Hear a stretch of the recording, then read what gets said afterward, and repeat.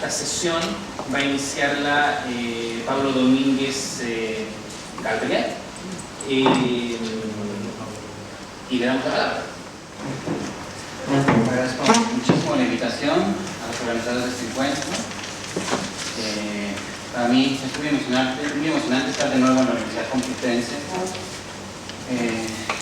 Cuando estudié la licenciatura en Filología Hispánica hace algunos años, y donde me formé de manera ecléctica entre la literatura y la filosofía, entre la teoría literaria, la teoría crítica, y el llamado entonces postestructuralismo. Quiero dejar claro que yo no pertenezco a la filosofía política, sino a un tipo de estudio transversal denominado Departamento de Español y Portugués, cuya estructura es parte de la división de áreas y nacionalidades típica de la Academia Norteamericana. Mi modo de introducirme en el debate de la teoría política es bastante anárquico, a través de lecturas y discusiones, generalmente fuera de las aulas, de cierta manera en forma clandestina, fuera de la materia curricular que nos asigna.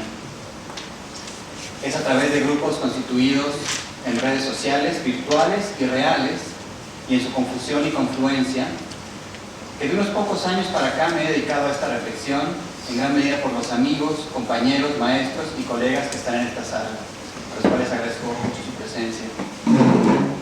En ese sentido, para mí, la infrapolítica como grupo o colectivo, pero estas formas de nombrarlo y de nombrarnos siempre nos han sido incómodas, y las hemos resistido y asumido a la vez en el diálogo inconcluso que mantenemos, pensándolo mejor como comunidad de interpretación y la interrogación, quizás. O sea que este grupo ha significado una apertura para realizar un trabajo que justamente cuestiona y rompe las divisiones de área que las humanidades nos asignan allá, y para poder continuar con las lecturas y discusiones que comencé en la Complutense en la carrera de Filología, también en grupos que desbordaban la materia y temáticas de la filología que se practicaba en esos años. En esta sala también se encuentran algunos amigos míos de esa época, a quienes agradezco la intensa experiencia iniciática que tuve y su presencia tantos años después. No escribo esto como una captate benevolencia, aunque sin duda lo es también, sino para advertir mis limitaciones sobre los conceptos y las obras que trabajo, y también para llamar la atención sobre el tono, categoría, concepto o modulación de la que hablaré más adelante, que tendrá mi intervención, que es siempre de agradecimiento y de emoción, y en contrapunto con su explicitación fragmentaria, incompleta, dubitativa, tentativa y por demás humilde ante las preguntas que atraviesan. Cuando se abrió la invitación para participar en este congreso, debo confesar que no me sentía preparado para mandar una propuesta de participación, pero me sentía llamado a hacerlo por esta doble fidelidad a la universidad y el entorno en el que me formé, y al grupo de deconstrucción infrapolítica y sus órbitas con quienes ahora me sigo formando. Es así que decidí mandar un título provisional para mi ponencia: Kenosis y 3 nombres propios. De alguna manera, Kenosis funcionó entonces como un placeholder y esos nombres como nameholders para un pensamiento por venir, una manera de ir desmadejando la herencia heideggeriana, derridiana, pero más intensamente una herencia del vacío mismo, desde el contexto hispánico que está presente en muchas discusiones de este grupo, entre comillas, y de lo que la infrapolítica ofrece hoy en día como planteamiento que pretende una relación no sádica y no masoquista, que mencionaba ayer José Luis Villacañas, que pretende asomarse a una zona existencial aprincipial, previa o por debajo de la circulación política y ética, desde un horizonte marrano democrático. Mi ponencia es, pues, de alguna manera, kenósica en sí misma, lugar de vaciamiento desde donde pudiera surgir la intervención misma en algún momento, cuando se tuviera lista, si esto ocurriera. Lo es además porque ahora tomo el lugar de John Kraniauskas, sin posibilidad alguna de poder emularlo o estar a su altura.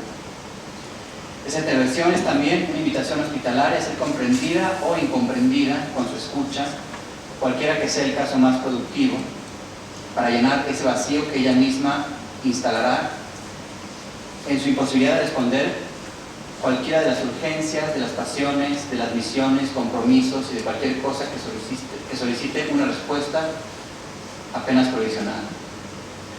Bueno, entonces el título es más sencillo ahora: Kenosis, vaciamiento y salida. Y comienzo con la primera parte: Kinesis y Kenosis. comienzo con un epígrafe del poeta Paul Celan. Es inútil hablar de justicia mientras el mayor de los acorazados de batalla no se haya estrellado contra la frente de un ahogado.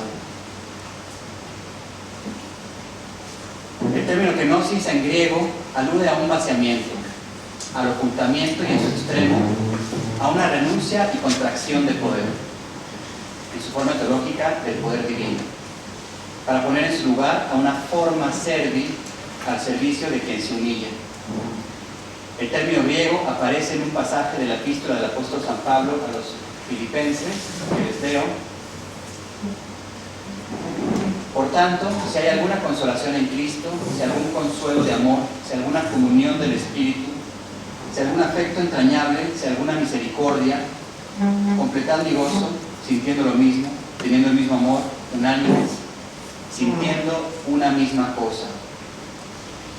Nada hagáis por contienda o por vanagloria, antes bien con humildad, estimando cada uno a los demás como superiores a él mismo, no mirando cada uno por lo suyo propio, sino cada cual también por lo de los otros.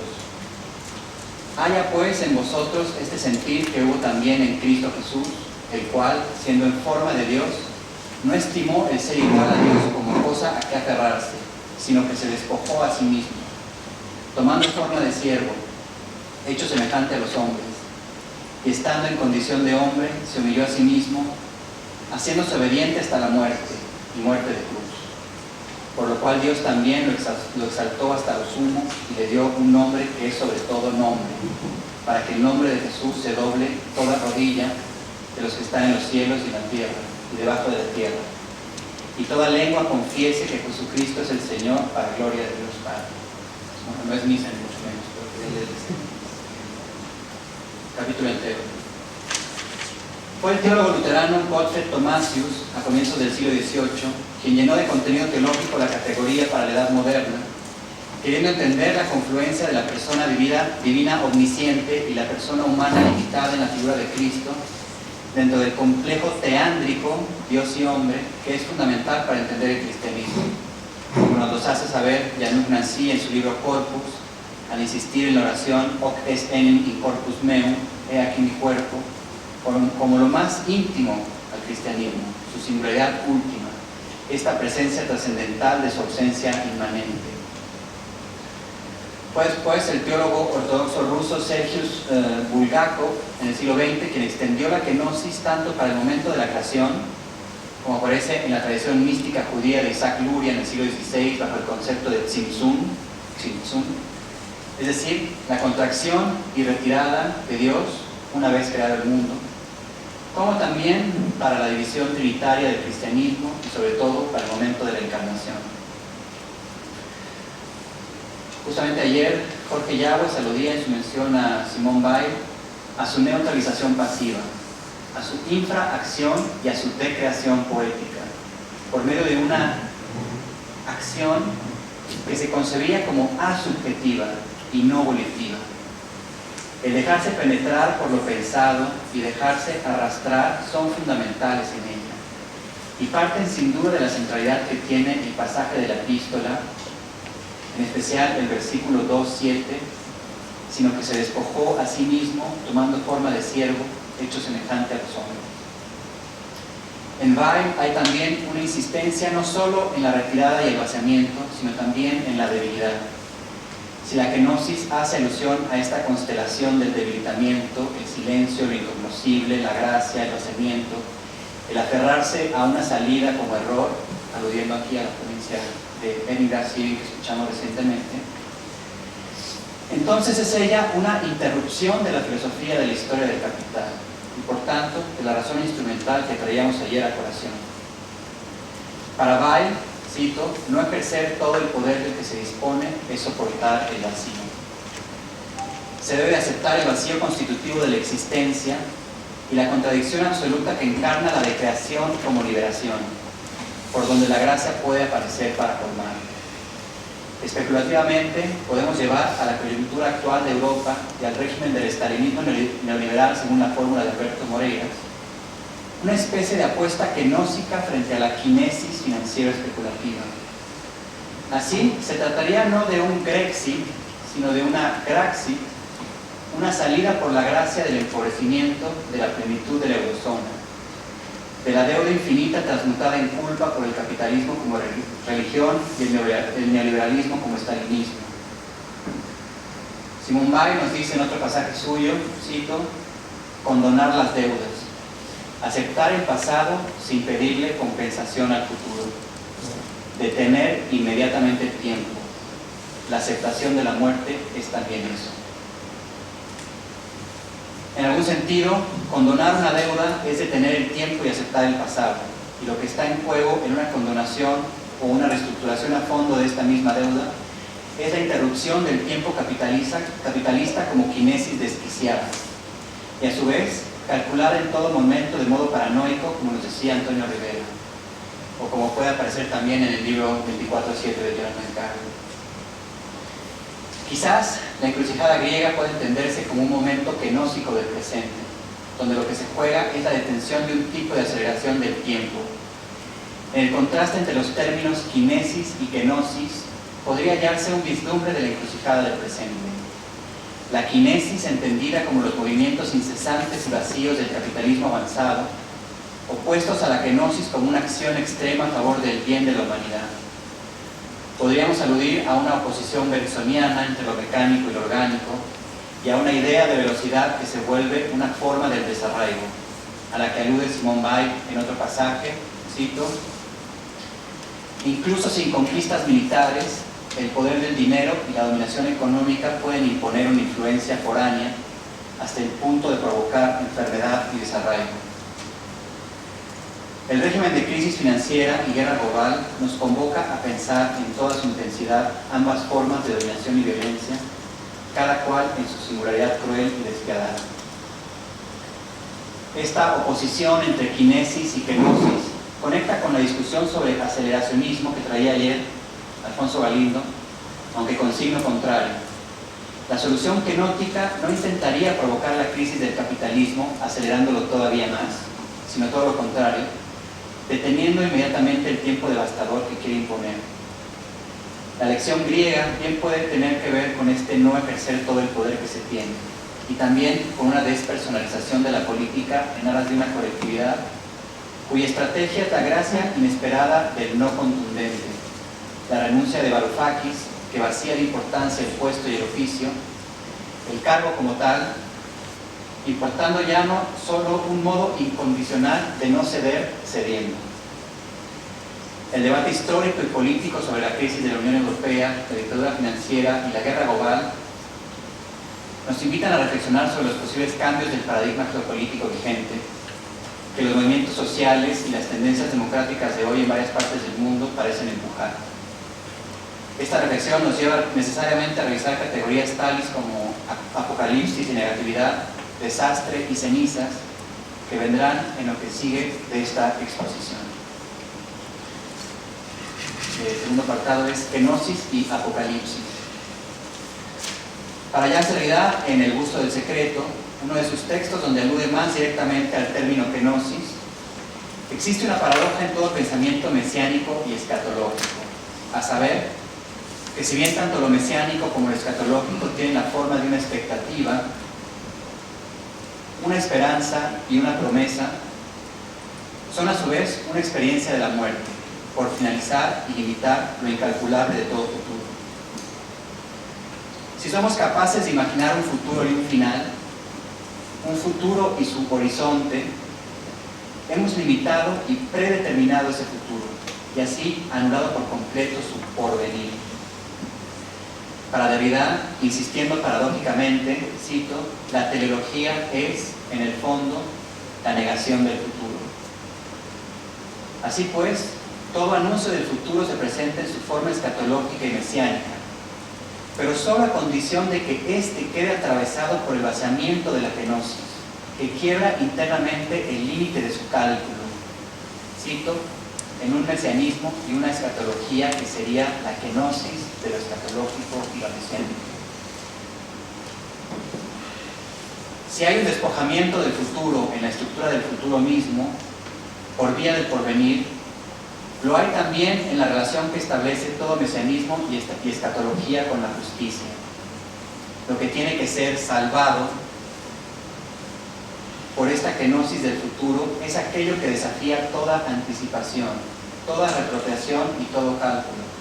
Es decir, cualquier forma de predeterminación, por tanto, la singularidad misma. La singularidad que es extrema y que se salva solo extremando otras singularidades con ella. De ahí que para Derrida la justicia sea siempre un exceso con respecto a la ley, entendida como un ensamble determinado de normas y positividad. La justicia cobra entonces una clara idea fantasmática. La idea de justicia y la idea de futuro en el trabajo de la reconstrucción ponen el énfasis en su exceso y por lo tanto en su imposible cumplimiento. Frente a la promesa de cumplimiento, fin y pleroma, Derrida viene a señalar el exceso no totalizable, no suturable, no coincidente y en definitiva kenósico de todo mesianismo y teología consigo misma. La operación de la deconstrucción es, en muchísimas veces como en esta, llevar los términos, las categorías y los conceptos al borde de su propia aporía, para vaciarlas de su satisfacción suturada y rotunda, para hacer coincidir su sentido con su suplemento, en un des y un con tensionados al borde de la strucción. No olvidar que desconstrucción es una palabra de doble prefijo oximorónico, des, con, pero también formado lexicalmente por el verbo indoeuropeo struo, struere, que quiere decir dispersar, disponer separadamente, incluso diseminar, como en el verbo inglés antiguo strew.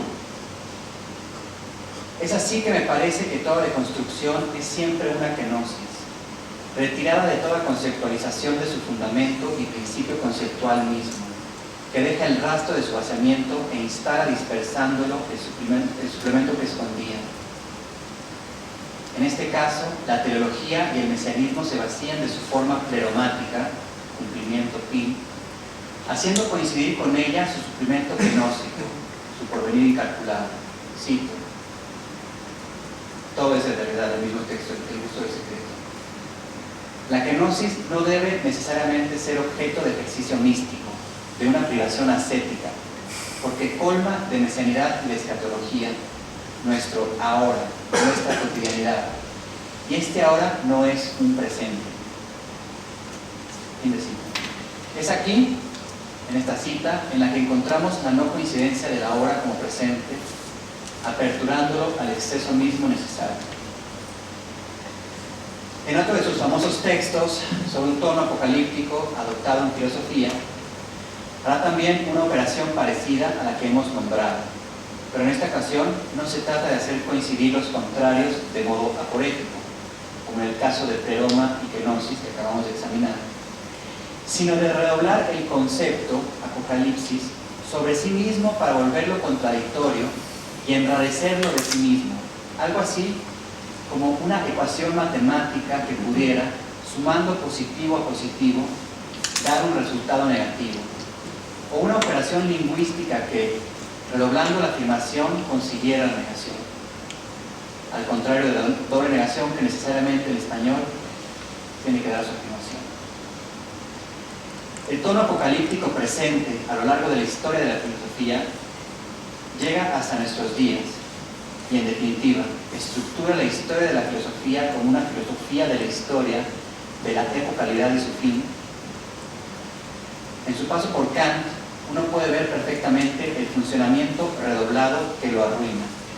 Si la Aufklärung, el iluminismo, la ilustración, se piensa como un momento de crítica del tono apocalíptico anterior, aquel que predice, que adivina y que sermonea el fin, ella es de alguna manera siempre un fin del fin, un fin redoblado, una metafísica del fin como futuro posible de la filosofía sin fin. Todo fin de la metafísica es una metafísica del fin, y todo intento de escapar del tono apocalíptico nos hace repetirlo aún más.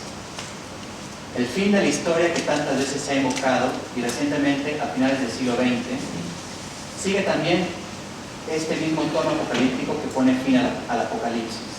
El tono apocalíptico pareciera ser una condición trascendental de todo discurso, presente en Occidente en incontadas ocasiones, quizás incluso, diría Derrida, siempre presente en todo discurso, como lo propio de él.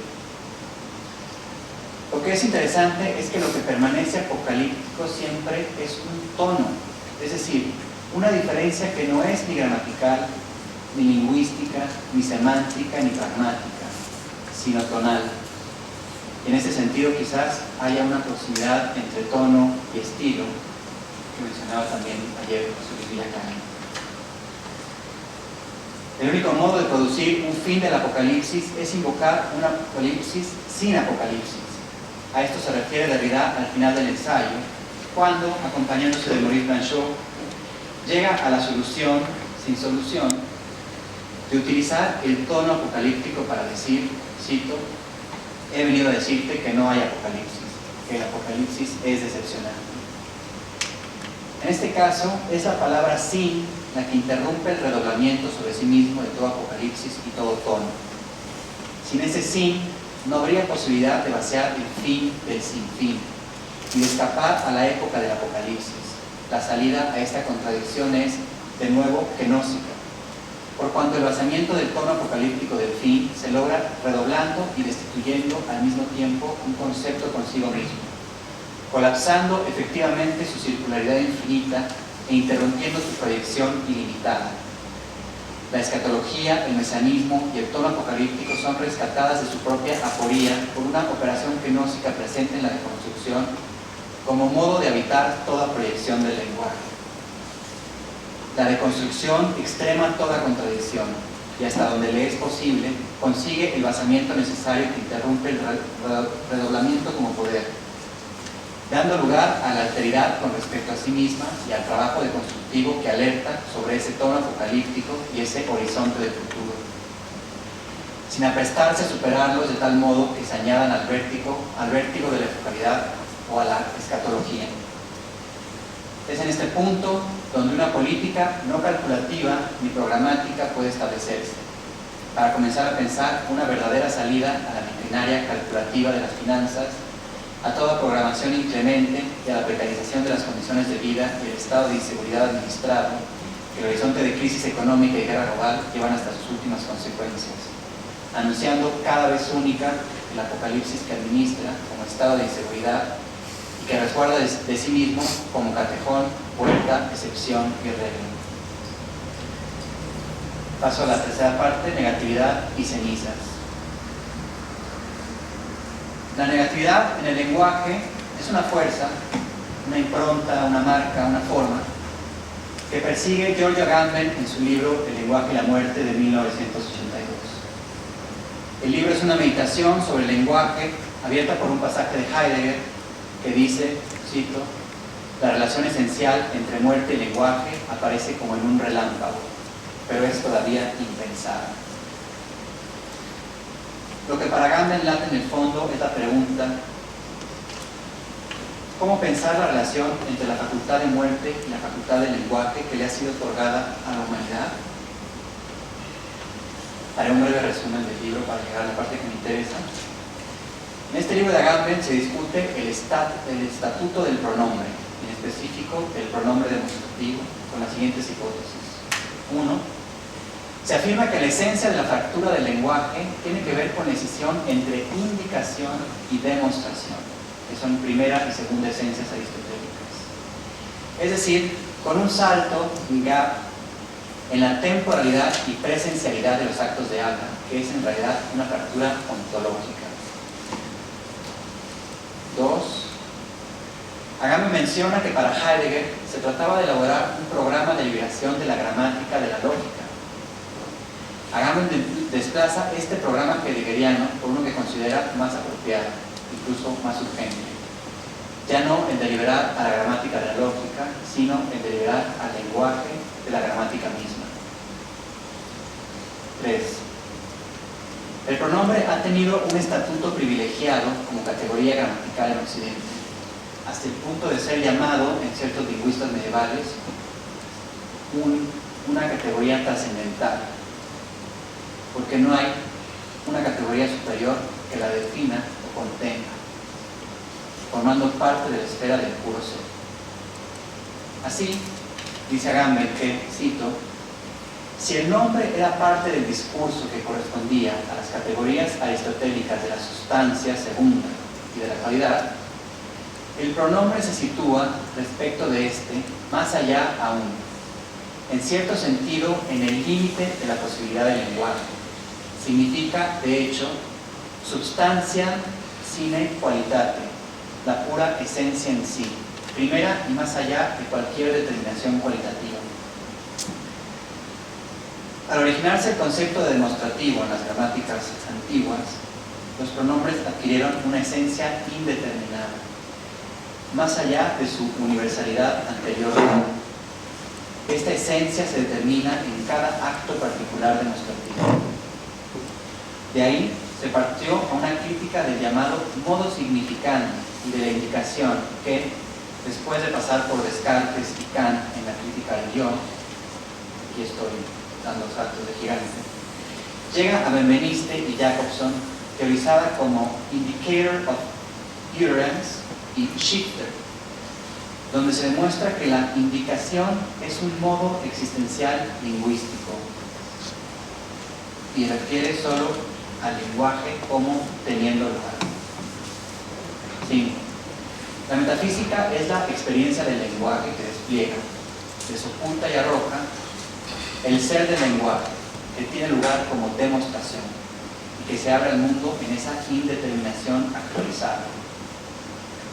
La trascendencia del ser en el mundo es en realidad la experiencia trascendental del shifter, que es la posibilidad de significar e indicar a la misma vez.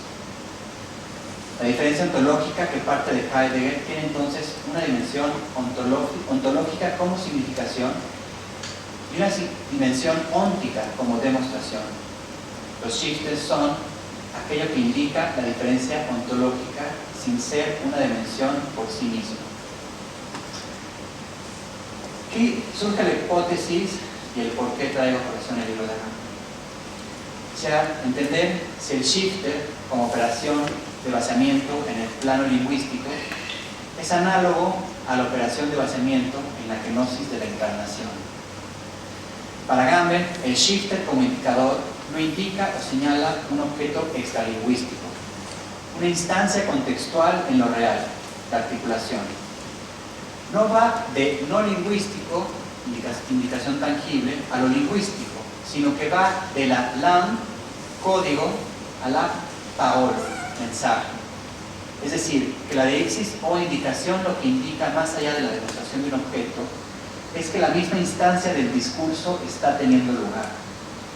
El vaciamiento que opera el lenguaje sobre sí mismo mediante las instancias de indicación como los pronombres o los shifters en general es en realidad el vaciamiento de la voz minúscula por una voz mayúscula trascendentalizada. La supresión de la voz minúscula y su negativización. Para que haya sentido, significado, debe desaparecer la voz minúscula o quedar subsumida en una voz trascendentalizada. Si bien la operación desarrollada en el lenguaje y la muerte crea una relación kenósica entre nombre y pronombre, es contraria e incluso hostil al pensamiento de la huella, como el mismo Agamben ha indicado varias veces. Podría pensarse aquí que lo que tenemos es una inversión de la cuestión derridiana, mientras que para Derrida la fractura pasa por la letra y el significante. Para Agamben esta fractura, no ya como oposición, sino como pliegue, estaría expuesta en la metafísica del significado y la voz. ¿Sí?